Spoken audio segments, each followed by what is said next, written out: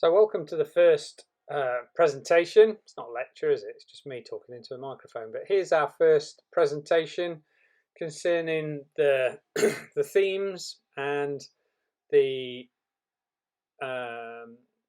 themes and the concepts that we've discussed so far in week one. What I do want to make clear to you is that this is complementary to the other work that you'll be doing this week. It's not a standalone piece of material. It's a reminder, an aid memoir, if you like, but it is by no means is it everything that I would like you to take regarding the particular concepts and theories that we've identified and we've started to discuss so far. So you will need to go and do some additional work.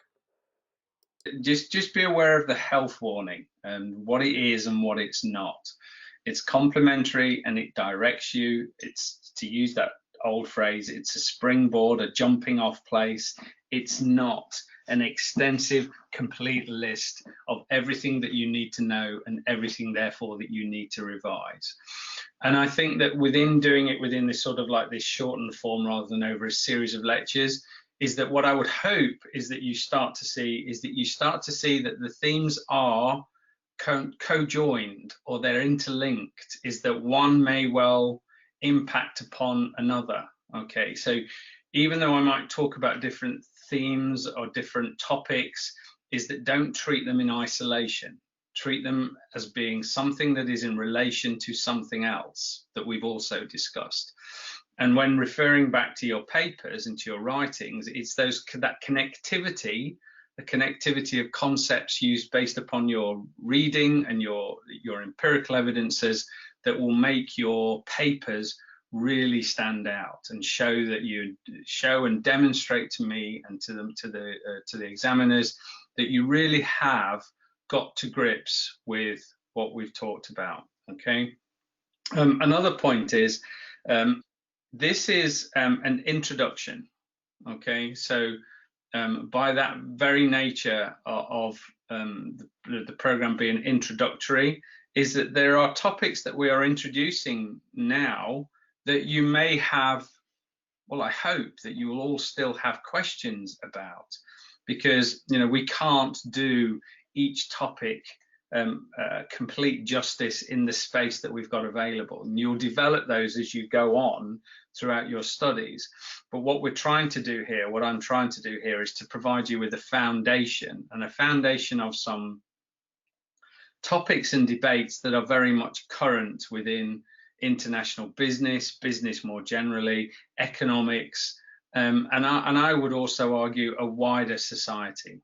Okay, so on that basis, therefore, let's start with lecture one. And lecture one, if you remember all those weeks back, and it does seem like a while now, doesn't it, concerned really technology, innovations within technology, how science and technology may link,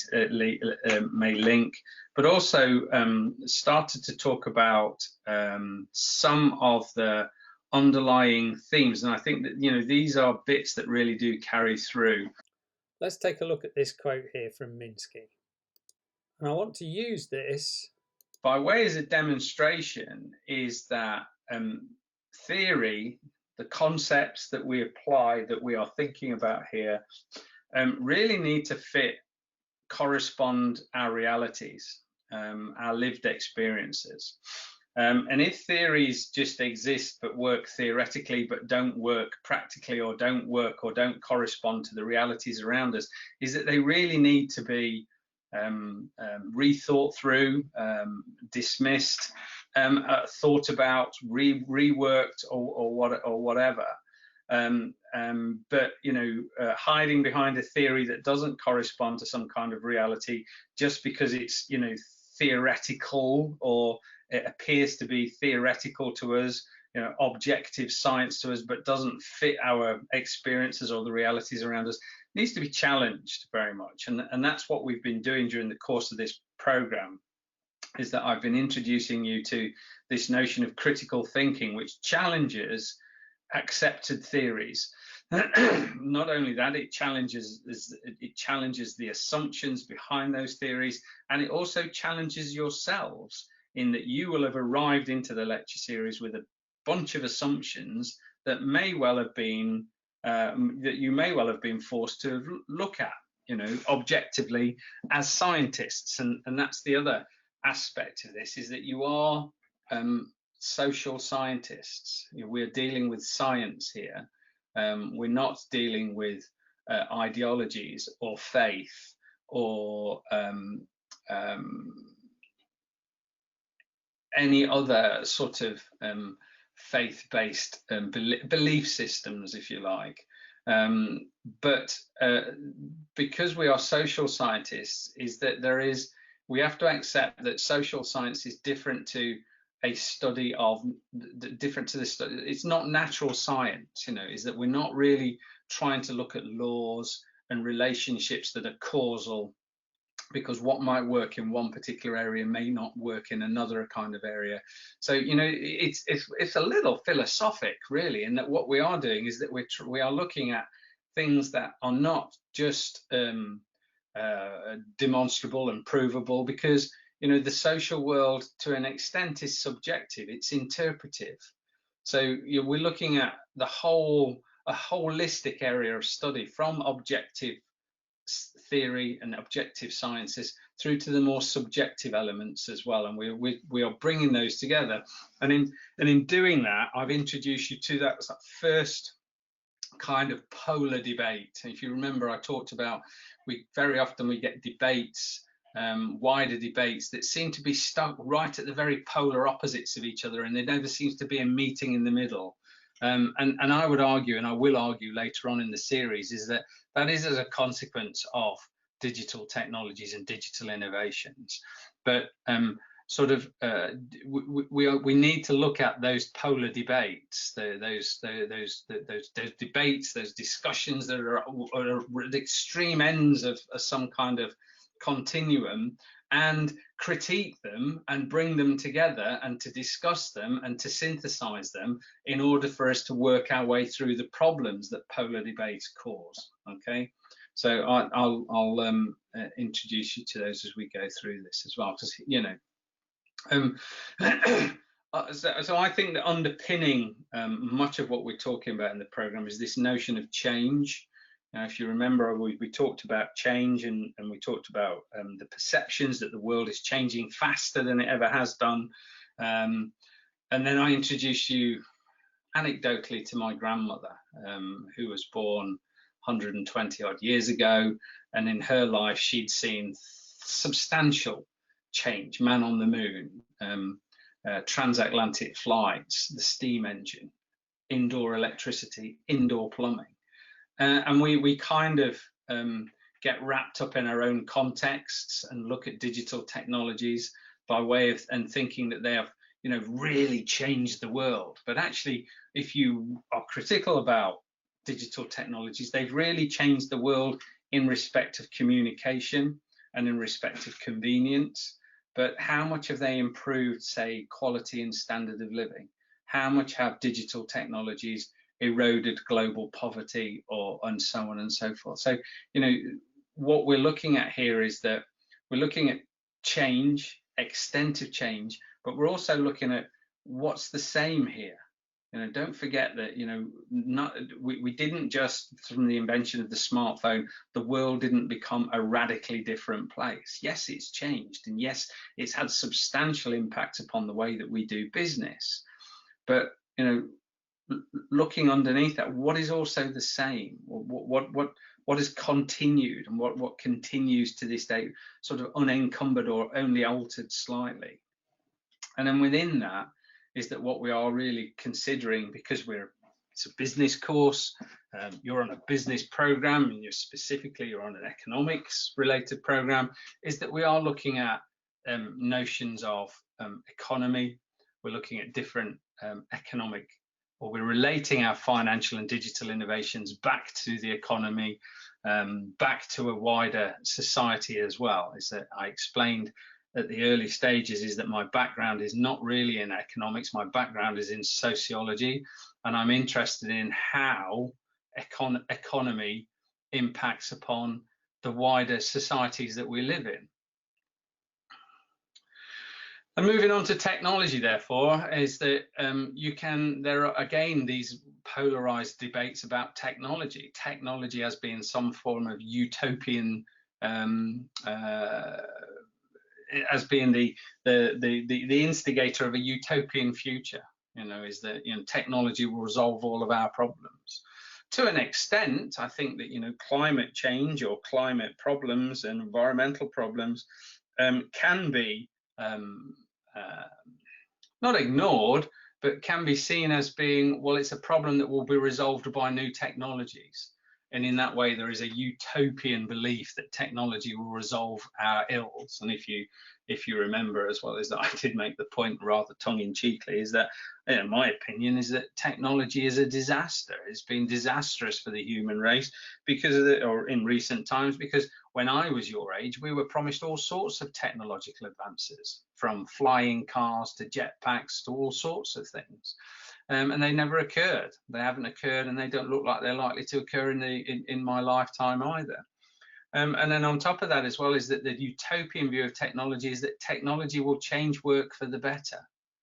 But if that's the case, why are we still overworked, overstressed, anxious, working 60 hours a week in order to secure our jobs and so on and so forth? So again, you can challenge these narratives of utopian prowess of technology, and at the opposite end, you've got the dystopian aspect of it. And dystopian is that technology creates a future which is uncertain, which is beneficial to only a small minority of people, within which individuals are disenfranchised, they become powerless, they become almost sort of like automatons within the system. And there are lots of dystopian literatures out there that present that particular thing. And the last statement that's on here sees this dystopian technological, or this technological dystopia, as being it sort of dismisses the human. Yes, it dismisses our agency, our creativity, our innovation, our ability to solve problems. We have agency. We are not just slaves to technology in that respect. So there are debates within the debates, which makes them quite complex. I accept that, but as also is that this is foundational stuff that we're talking about here. And then finally, I introduce you to, I think, a very important concept, that of the concept of technological determinism, whereas technology is seen as being outside of our society or outside of our system develops in a sort of a linear march of progress.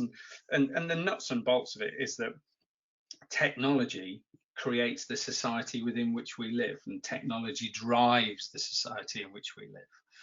And then the opposing aspect of technology, or the technological deterministic view, is the one of social shaping of technology.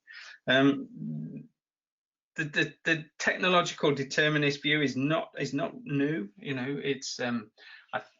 Thorstein Veblen was the guy that was is credited with thinking about technological determinism. And if you do some quick research into Veblen, is that you'd very quickly find out is that it's a product of his time in terms of what he's talking about. And as a consequence of that is that when we start to think about social shaping of technologies, it could be argued as well as that this is also a product of its own time as well, in that our theories and our view of the world change as the world changes around us. But social shaping of technology suggests, broadly speaking, is that there are other dynamics that shift technology. It's not always the best technology that wins out. It's not always the technology that has the most utility or the most social benefit that wins out. Technology can have unforeseen circumstances and unforeseen implications for a wider society. And if you think about stuff like nuclear fission as a source of energy, being able to capture the heart of a star as a energy source, rapidly became a potential weapon. Both of which, the energy source and the weapon have been utilized, but the consequences of both have also been particularly disastrous. So technology doesn't come without its what's the word I'm looking for? Its challenges. It doesn't come without its consequences. Is there such a thing as a uniquely benign technology? Again, more and more challenges. And so in terms of lecture one, is that what I tried to introduce to you there were the real sort of foundational bits to the entire program, out of which therefore we could start to develop. But at the core of all of this is the notion of change specifically because of the area of study that we're involved in, the area of our business world, particularly of the capitalist world that surrounds us.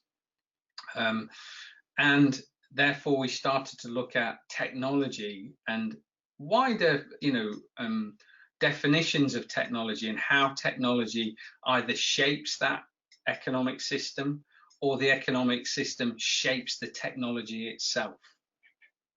Okay, so that's lecture one. Now there's core readings that are on the Blackboard site. I would advise you strongly to get to grips with those particular core readings. Okay, so let's move on to lecture two.